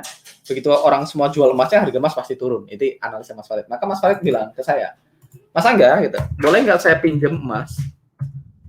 Mas Angga, nanti saya kembalikan emas juga. Ya, saya punya LM, teman-teman beli emas LM. Karena Mas Farid emas akan turun, Mas Farid yakin emas akan turun gitu ya. Misalnya harga emas sekarang di 900.000, dia yakin nih harga emas bisa turun sampai ke let's say 800.000. Ya. Maka Mas Farid datang ke saya, terus dia pinjam emas saya pinjam emasnya gitu ya, emasnya diambil, terus dijual ke pasar. Maka dia sell emas saya gitu di harga 900.000. Dia ke pasar, dia jual emas saya sell di harga 900.000. Dan ternyata benar, tahun ajaran baru semua orang jual emasnya terus harga emas turun. Begitu harga emas 800.000, maka Mas Farid akan buy back emas saya. Ya, emasnya belum tentu emas yang punya saya, tapi emasnya kan emas yang sama kan gitu. Mas buy back emas saya karena harganya 800.000, tadi waktu dia jual dia punya 900.000, ini 900.000 masuk kantong gitu ya. Saya bikin sedetail mungkin. Masuk kantong gitu ya, 900.000 masuk kantong, disimpan. Begitu harga emas turun ke 800.000, Mas beli balik emasnya di harga 800.000. Mas ke pasar beli lagi emas di harga 800.000, datang ke saya, Mas Angga ini emasnya saya kembalikan. Balik emasnya kembalikan ke saya, profit 100.000. Itu cara nge-sell ya, sesimpel itu. Kalau nge-sell sesimpel itu. Nah, kalau misalnya Microsoft tadi, kita ngomongin saham Microsoft, caranya gimana? Ya sama, caranya sama seperti ini. Jadi kalau teman-teman yakin Microsoft akan bergerak turun gitu ya, teman-teman pinjamnya dari mana? Dari broker. Jadi ya kita tinggal pinjam. Kalau caranya gimana? Ya simpel, teman-teman ngeklik tombol sell, maka otomatis dia akan minjem dari broker, dan teman-teman harus balikin sahamnya ke broker dalam jumlah yang sama. Ini kan kasusnya kalau profit. Kalau loss bisa nggak? Ya bisa aja. Nah, misalnya teman-teman sell emasnya di harga 900.000 gitu ya. Terus ternyata prediksinya salah, emas bukannya turun malah naik, gitu ya. Naik ke harga 1 juta. Gitu ya. Nah, naik ke harga 1 juta, tapi kan Mas Farid harus balikin emasnya ke saya dong. Maka dia akan beli balik, dia beli ke pasar, harganya 1 juta, dibalikin ke saya, Mas Angga ini emasnya saya kembalikan utuh, tapi Mas Farid menanggung kerugian 100.000. Jadi di situ profit atau loss-nya. Jadi ini menyambung pertanyaan, Mas, kalau di Forex, kalau profit yang bayar siapa? Kan itu salah satu pertanyaan yang sering ditanyakan sama orang. Mas, kalau saya profit di Forex yang bayar siapa? Ya, teman-teman, profit atau loss itu dari selisih atau kenaikan atau penurunan harga. Sama kayak kasus ini. Kalau misalnya saya tanya sama Mas Farid, Mas kan pinjam emas saya 900.000. Terus Mas beli balik di harga 800.000. Pertanyaannya, 100.000-nya yang bayar siapa? Ya, market dong, karena selisih penurunan harga. Sama aja seperti itu. Kalau misalnya Mas beli emas di harga 900.000, disimpan emasnya, begitu dijual ke toko emas, harganya naik ke 1 juta. Berarti profit 100.000. Pertanyaannya, yang bayar siapa profitnya? Ya dari selisih kenaikan atau penurunan harga. Jadi ini sebenarnya adalah bisnis yang sama, teman-teman. Jadi antara trading, jual beli adalah bisnis yang sama. Jadi kalau saya buy Euro USD, terus Euro USD naik, saya jual, yang bayar profitnya siapa? Ya karena kita depositnya lewat broker, yang bayar ya brokernya, tapi sebenarnya profitnya didapatkan dari selisih kenaikan atau penurunan harga. Nah, brokernya rugi nggak? Ya kalau brokernya lempar ke market ya nggak rugi. Contoh kayak tadi toko emas rugi nggak kalau harga emas naik? Toko emasnya rugi nggak? Kalau harga emas turun, toko emasnya rugi nggak? Misalnya, ya toko emas kan ngikutin supply and demand yang ada di market. Oh, harga emas sekarang 900.000, kalau orang jual 900.000, orang beli 900.000. Untuk harga emas naik dari 900 ke 1 juta, itu kan nggak 900.000 terus besok lagi tiba-tiba 1 juta, nggak gitu. Dia naik 900.000, 902, 903, 904, 905, 910, turun lagi 907, 908, naik lagi 920, turun lagi, dan seterusnya sampai akhirnya jadi 1 juta. Makanya selalu ada proses beli, jual, beli, jual, beli, jual, beli, jual, beli, jual, beli, jual, sampai akhirnya naik, kita lepas di harganya lebih tinggi, maka kita profit. Yang bayar siapa? Ya kalau kita jualnya ke toko emas, duitnya dapat dari toko emas. Tapi bukan berarti itu duitnya si toko emas. Itu ya benar duitnya dia, tapi itu kan dari market, dari selisih kenaikan atau penurunan harga. Begitu juga kalau saya jual, misalnya tadi Mas Farid pinjam emas saya dijual di harga 900.000, ternyata pas dia mau buyback harganya 1 juta. Berarti dia loss 100.000. Pertanyaannya, loss 100.000 tuh duitnya ke siapa? Ya balik lagi, karena selisih dan penurunan harga. Yang diuntungkan bukan saya ya diuntungkan, tapi kan saya kan ngelepas 1 gram, baliknya tetap 1 gram. Balik lagi, kalau teman-teman tadi jual saham Microsoft gitu ya, kalau teman-teman pinjam saham Microsoft dari broker gitu ya, dan teman-teman pinjam, maka begitu dia balik ya, dia baliknya kalau teman-teman pinjam 10 lembar ya balikin 10 lembar, mana urus gitu ya. Nah, harganya berapa waktu teman-teman beli balik itu yang teman-teman perlu perlu perhitungkan. Oh, saya beli balik di harga 8.000, berarti saya untung 2.000, saya balikin. Pas saya jual, pinjam, saya jual, ternyata harga naik, saya harus beli balik. Nah, teman-teman bisa pilih sih mau balikinnya kapan-kapan. Harus beli balik sampai akhirnya saya beli balik dalam kondisi rugi. Jadi itu. Nah, itu kalau di saham. Pada faktanya, teman-teman, ada beberapa saham yang kita nggak bisa borrow. Kalau teman-teman trading saham US gitu ya. Saya dulu trading saham US, platformnya saya pakai namanya Tachyon, ya, Tachyon platformnya. Brokernya saya pakai Sage namanya. Jadi saya brokernya Sage, platformnya Tachyon, Sage, saya pakai Sage. Pakai Tachyon platformnya gitu ya. Dan ketika kita mau sell, teman-teman, ada beberapa saham yang segampang itu kita bisa nge-sell gitu aja. Ada beberapa saham yang kita harus borrow dulu, kena biaya gitu. Ketika kita borrow, kita pinjam gitu kena fee, brokernya dapat profit dari sana, kita profit dari situ, untung dari situ which is fair, kita pinjam kita kena fee. Ada beberapa saham yang memang tidak bisa di-sell. Yang memang nggak bisa di-sell, berarti brokernya nggak punya stok sahamnya, gitu ya. Sesimpel itu. Nah, balik lagi, tapi kalau di Forex gitu ya, di Forex, kalau misalnya kita GBP USD gitu ya, dan kita mau sell, berarti kalau kita sell, teman-teman, kita itu nge-sell yang depan, kita nge-sell GBP, pada saat yang sama kita beli USD, karena kita tukar GBP USD, kita tukar. Nah, nanti kita akan bahas lebih detail ketika kita masuk ke bagian swap dan leverage kita. Sementara teman-teman tahu, kalau di Forex sebenarnya gampang. Kalau teman-teman buy, kalau teman-teman sell GBP USD, berarti teman-teman sell GBP, beli USD. Kalau teman-teman buy gitu ya, kalau teman-teman buy, kalau teman-teman itu buy, salah ketik, ke Euro USD, maka artinya teman-teman tuh buy Euro dan sell USD pada saat yang sama. Kalau teman-teman sell Euro USD, itu artinya kita sell Euro dan buy USD.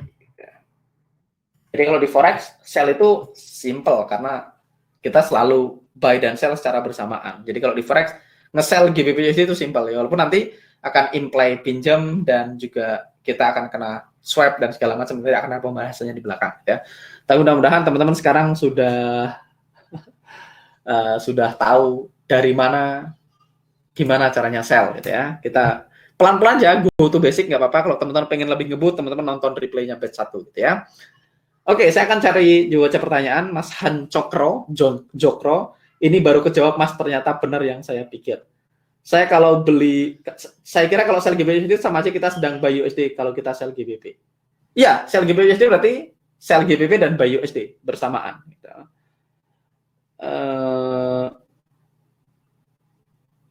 Berarti sama ya Mas, kalau kita trading minor sedangkan currency kita USD. Makanya nanti kita kena swap karena kita pinjam dari si brokernya. Misalnya gini. Misalnya saya sell Euro JPY, saya akan cepat aja. Nanti deh ketika kita masuk ke swap atau saya bahas itu kan nggak apa. Kalau kan Euro JPY. Saya mau sell Euro Yen padahal deposit saya kan USD. Deposit saya USD. Tapi saya sell Euro Yen. Ya nggak apa-apa, saya bisa sell Euro, saya pinjam Euronya dari broker, saya buy Yen. Nah, karena kondisinya saya adalah sell Euro, saya akan buy JPY gitu ya. Maka tahanan kita nanti akan dikonversi ke Euro dan Yen. Nah, gimana caranya saya sell Euro? Kan saya nggak punya Euro. Saya sell Euro ya saya pinjam. Saya pinjam. Ya. Kalau saya pinjam, berarti saya kena bunga. Ya. Kena bunga. Begitu saya buy Yen gitu ya, saya buy Yen, maka berarti dalam artian di sini saya pegang JPY, dalam kurung punya tabungan, biar gampang. Punya tabungan dalam bentuk Yen. Kalau teman-teman punya tabungan Yen, bayar bunga atau kena bunga? Dapat bunga. Maka teman-teman dapat bunga. Jadi sesimpel ini. Ini kita bikin semuanya jadi gampang dipahamin sesuai dengan kehidupan nyata supaya teman-teman nggak bingung. Saya kan depositnya USD, Mas. Kok saya bisa nge-sell Euro Yen gitu ya? Ya bisa, kan saya pinjam Yen ke bank dan saya pinjam Euro, saya beliin Yen. Karena saya pinjam Euro, maka saya kena bunganya Euro, saya kena suku bunganya Euro. Begitu saya buy Yen, saya nyimpen Yen, saya punya tabungan Yen, maka saya dapat bunganya Yen. Nah, kita tinggal hitung aja, bunganya gedean mana. Nah, kita bisa ketik, ini Euro Yen, saya akan buka chart baru gitu ya.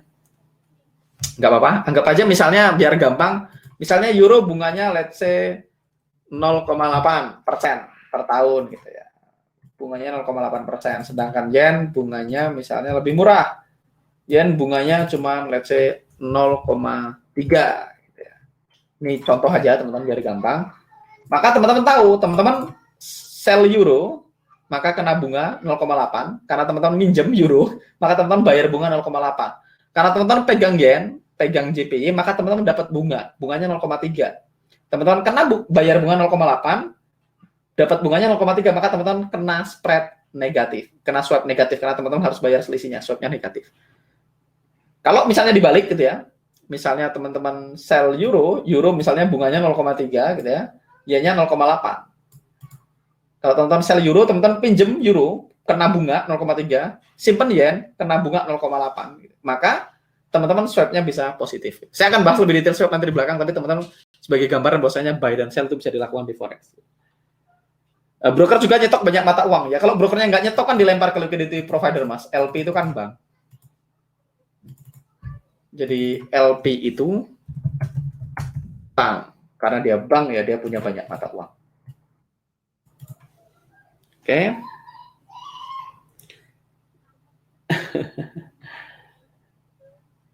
Ini untuk saham, Mas. Di rekaman batch 1 katanya meminjam dari bank. Kok sekarang dari broker? Ya, tadi kan saham. udah dijawab ya. Oke, saham ABC. Kalau tadi Microsoft ya teman-teman pinjam dari brokernya. Oke, leverage nanti kita bahas di waktu yang berbeda. Ada pertanyaan-pertanyaan yang lain belum related sama topik sekarang. Oke, lanjut ke slide. Oke, ini short entry. Walaupun counterintuitif saya udah jelasin. Mudah-mudahan teman-teman dapat pemahaman baru gitu ya. Ini udah dibahas, you borrow from the broker, sell it at higher price, buy it at lower price, and return it to the broker. Jadi kita udah jelasin juga tadi. Oke, some trades may find sorting slightly confusing, tetapi ya ini sell dan buy itu sama mudahnya gitu ya. Oke, ini tadi kita udah bahas. Kalau sell berarti kebalikannya, sorry, ini tadi NZD USD. Kita punya UFO merah di sini, kita punya UFO hijau di sini. Kita yakin harga akan mantul di sini dan turun ke bawah, maka kita akan sell di sini 6437. Kita yakin market akan turun dan ternyata benar setelah kita sell market akan turun dan kita beli balik di 6428. Maka kita profit di sini 9 pips ya. Profitnya adalah selisih dari harga beli dan harga jual. 6428 kita jualnya kita beli balik di 6428 sell di 6437 maka profitnya 9 pips. Nanti kita akan bahas pips lebih detail. Jadi sekarang teman-teman tahu 9 pips ini siapa yang bayar, Mas? Wah, itu tergantung ya dari penurunan harga. Karena kita depositnya di broker yang bayar dari brokernya ya. Oke. Sekarang kita akan masuk ke exit, teman-teman. Exit itu ada dua. Kita bisa closing semua posisi kita, jadi bisa full position, bisa fully atau partially. Kita boleh partial close, boleh close semuanya. Jadi misalnya saya beli emas 2 gram langsung gitu ya, maka saya bisa putuskan nih, saya beli emas dari harga 700.000, saya belinya 2 gram, begitu harga 900.000, saya yakin bakal naik, tapi kayaknya saya jual satu aja dulu. Saya jual dulu 1 gram, sisanya nanti dijual lagi di harga yang lain bisa. Jadi AUD/NZD touch safety target guys ya, kita intip dulu. Jadi tadi itu di grup alumni ada percakapan AUD/NZD gitu ya. AUD/NZD tadi itu kita punya indikator invite on the script, ini gambaran auto UFO, terus saya akan masukkan my script EMA daily. Jadi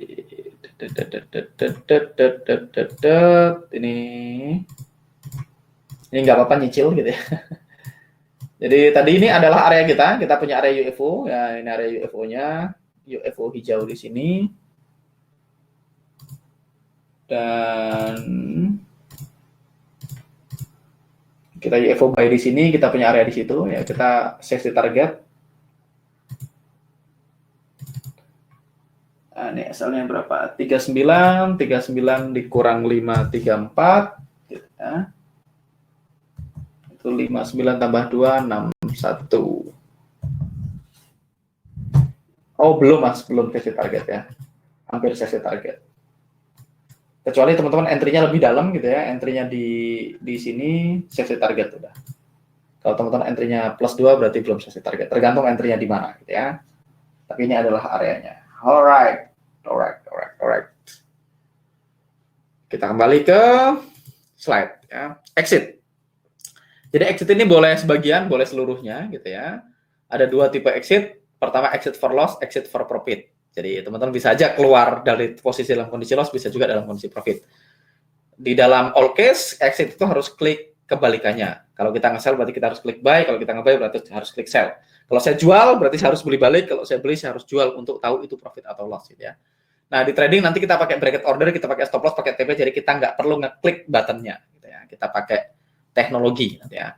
Losing exit, jadi losing exit ini adalah ketika trader memilih untuk menutup posisinya sebagai konsekuensi karena market tidak bergerak sesuai dengan ekspektasi dia. Jadi dia beli, ternyata setelah dia beli market turun, maka dia punya pilihan untuk nahan atau ditutup. Jadi kita menggunakan stop loss, jadi stop loss ini sangat direkomendasikan supaya kita bisa mengotomatisasi proses ini. Jadi ada dua keuntungan pakai stop loss. Pertama, kita nggak usah nungguin chartnya. Misalnya saya bilang, oke, saya mau beli emas di harga 700.000. Kalau harga emas turun ke 650.000, maka saya jual rugi di harga 650.000. Kalau dia naik, saya akan jual di harga 800.000. Nah, teman-teman bisa pakai sistem begitu harga tiba-tiba 650.000, maka otomatis keluar dalam kondisi loss. Nah, kita akan pakai stop loss, teman-teman. Ada banyak trader tidak pakai stop loss. Ada banyak trader di luar sana tidak pakai stop loss. Satu, karena dia tidak ngerti kalau stop loss itu penting. Kedua, karena dia tidak suka loss. Ketiga, karena simply dia nggak punya plan kalau dia market bergerak berlawanan arah dengan apa yang dia rencanakan, which is bad gitu ya. Kita selalu pakai stop loss. We always use stop. Always-nya 3 kali. Ini dari Jose Blasco, saya nyontek dia. We always use stop. Kita selalu pakai stop loss gitu ya. Ada beberapa trader yang menggunakan cut loss gitu ya. Dulu sebelum saya belajar di Trading Academy, sebelumnya saya menggunakan cut loss gitu ya. Tapi cut loss itu kelemahannya di sini ada procrastination. Jadi ada keraguan-raguan. Karena kita sebagai manusia kita punya emosi, kita sayang untuk nge-close transaksi yang loss, tapi ragu ini di-close nggak ya, di-close nggak. Kalau di-close nanti naik lagi. Akhirnya nggak di-close, akhirnya MC gitu ya. Makanya kita selalu pakai stop loss. Kita nggak pakai mental stop. Ya. Walaupun boleh kalau mau pakai mental stop, tapi bagi sebagian orang, tapi saya secara pribadi nggak. Saya selalu pakai stop loss gitu ya. Manual exit, non-as mental stop can be valid as well, tetapi akan sangat bahaya karena akan memicu emosional kita gitu ya. Jadi kita akan ragu, kita akan takut kehilangan dan segala macam. Saya secara pribadi lebih suka pakai SL. Bangun pagi lihat udah SL, ya udah nggak apa-apa gitu ya. Nanti kita akan bahas di belakang. Wah, kalau SL gimana perasaannya? Ini contoh. Kita tahu kita ada UFO hijau di sini, kita beli, expect harga naik, kita beli di sana dan boom, harga turun. Kalau lihat, begitu harga turun, UFO ini ditembus, yang ini ditembus juga. Semuanya ditembus. Nah, itu biasanya terjadi karena perubahan climate gitu ya. Jadi kita beli di harga 6440, kita jual di harga 6435, kita jual di harga lebih murah, maka kita rugi 5 pips gitu ya. Ini contoh lain, kita nge-sell, kita mau sell di sini, teman-teman, kita mau sell di situ, kita berpikir harga akan turun, kita pasang stop loss di situ, protective stop loss-nya in case kita salah gitu ya. Begitu kita sell, ternyata harga naik terus, maka kita loss. Oke, di sini kita bisa lihat, kita loss-nya, kita sell di 6301, beli balik di 6308, maka kita loss 7 pips. Ya. Ini contohnya. Sebaliknya, profitable exit, itu kebalikannya.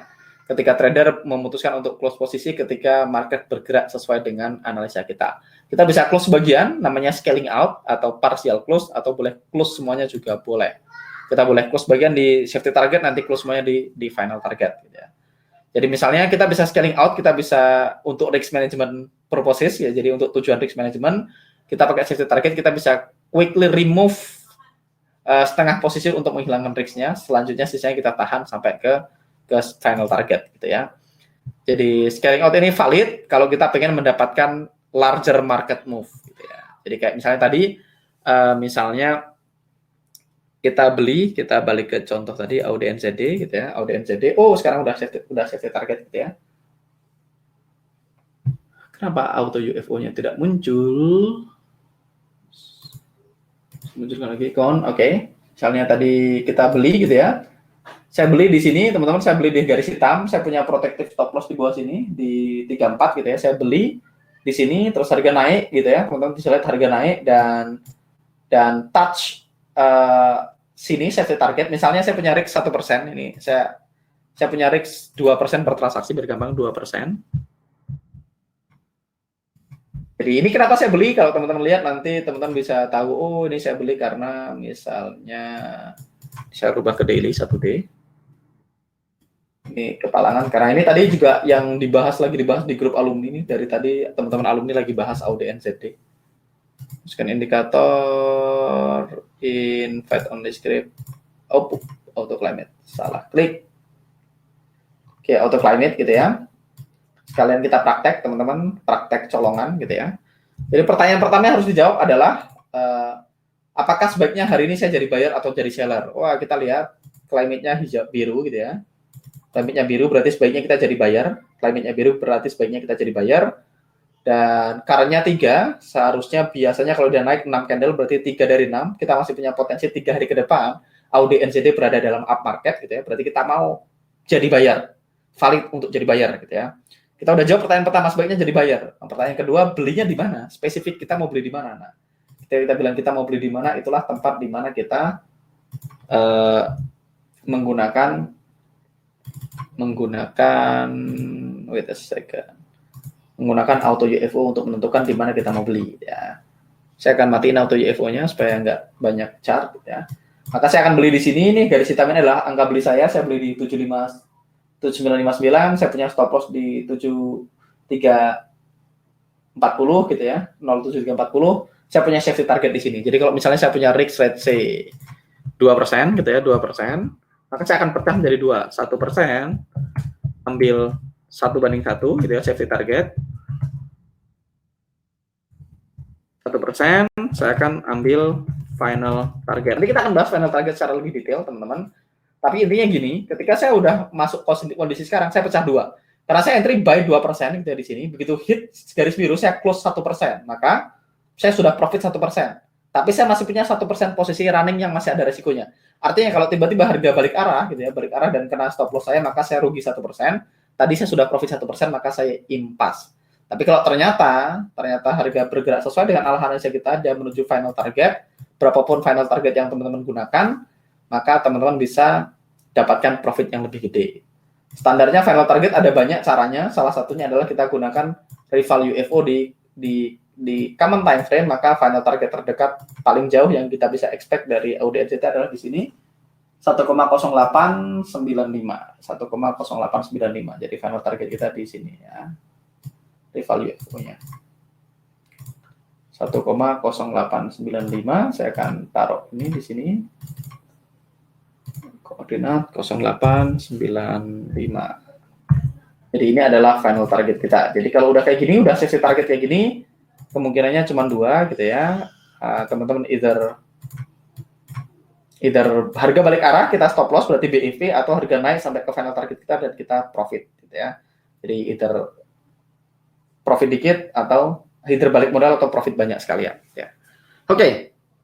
Kita kembali ke slide. Ini namanya scaling out, tadi yang saya lakukan namanya scaling out. Jadi saya menggunakan safety target. Jadi safety target di close tengah posisi untuk menghilangkan risk-nya, jadi langsung risk free. Karena kalau harga balik kemungkinannya BEP, dan kita bisa berusaha capture larger market move. Kita pengen harga bergerak sampai ke final target kita tentu saja, karena kalau kita masih punya climate yang confirm gitu ya. Ini long target example, kita beli di sini, harga kita punya stop loss di bawahnya dan kita punya target PW di atasnya. Ya, kita beli, harga lari ke atas, kita hit target profit.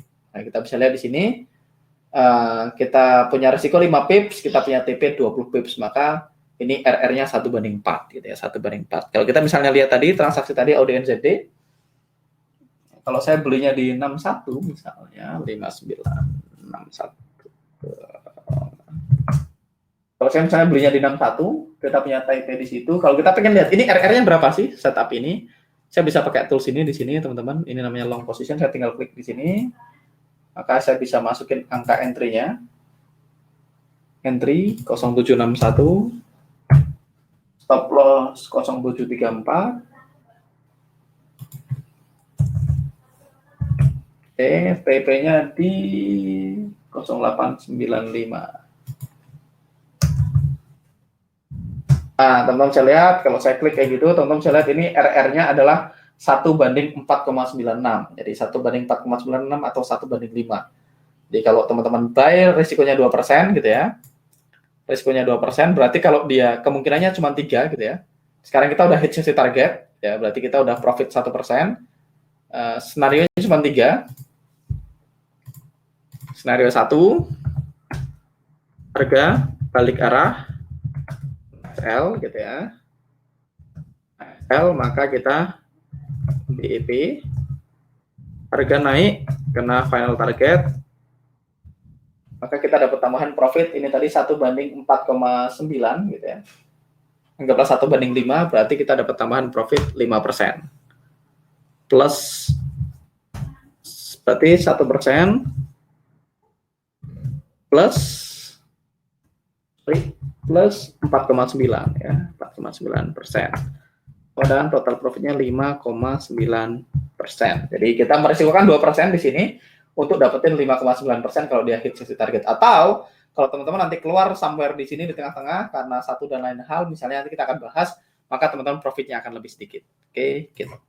Anyway, kembali ke slide.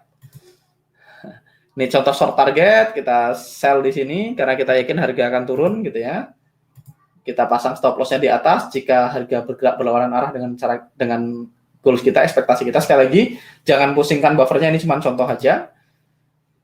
Kita buyback di sini, harga bergerak turun dan kita profit. Di sini kita risikokannya 4 pips, profitnya 9 pips. Oke.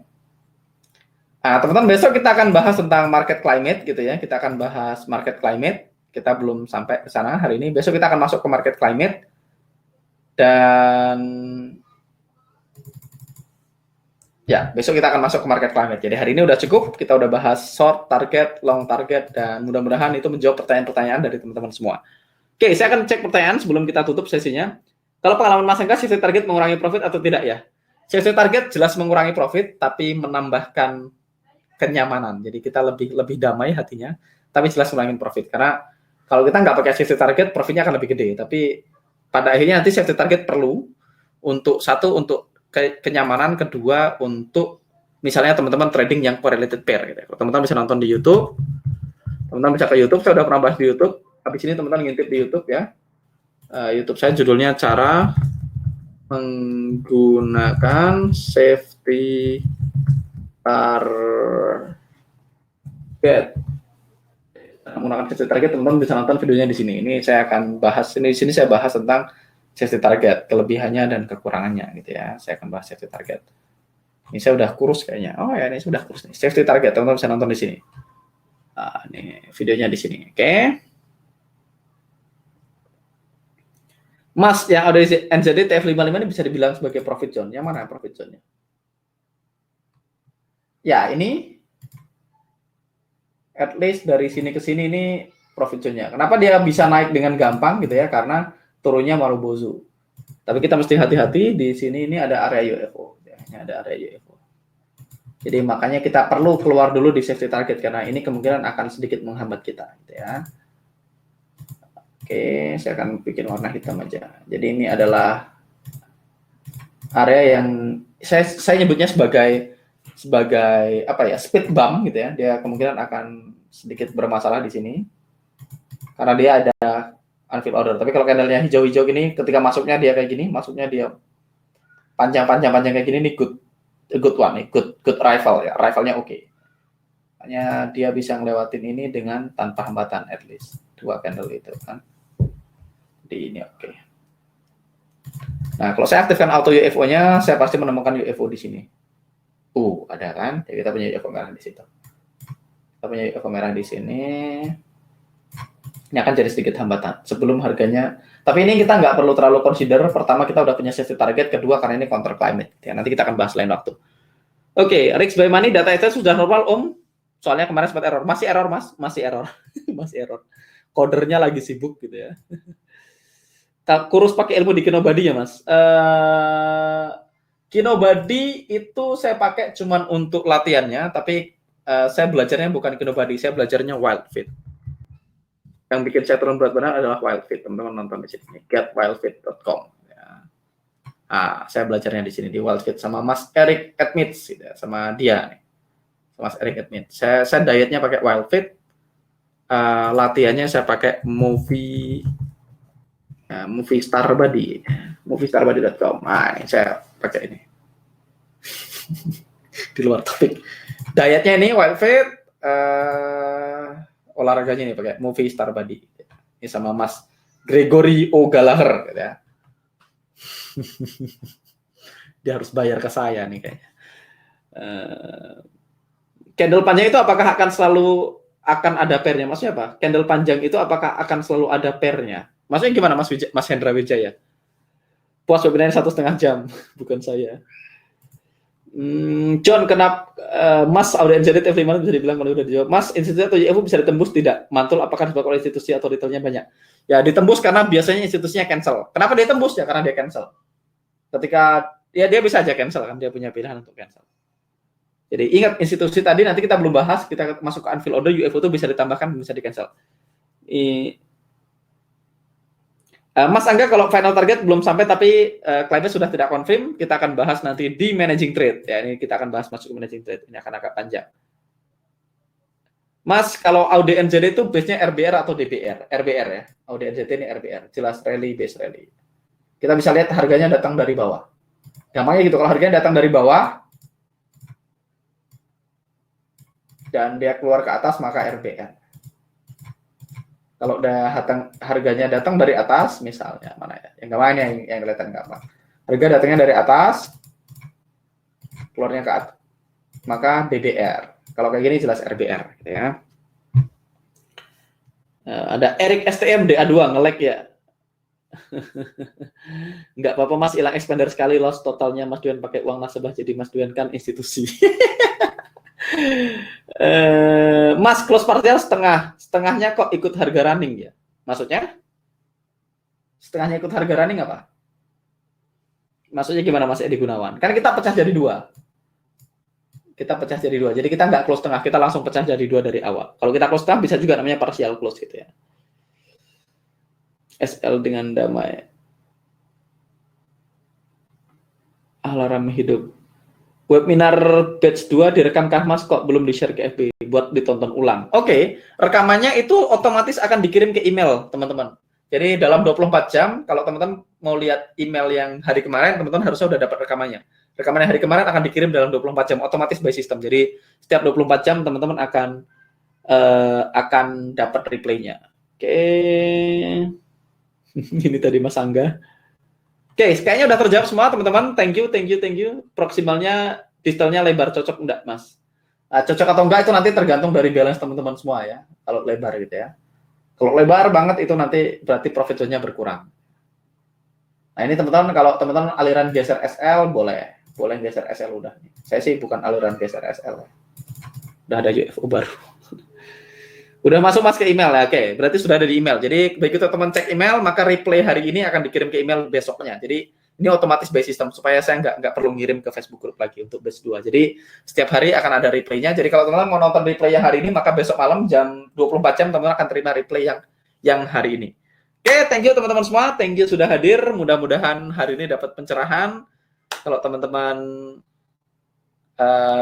dapat pencerahan, boleh share tag saya di Instagram. Ya.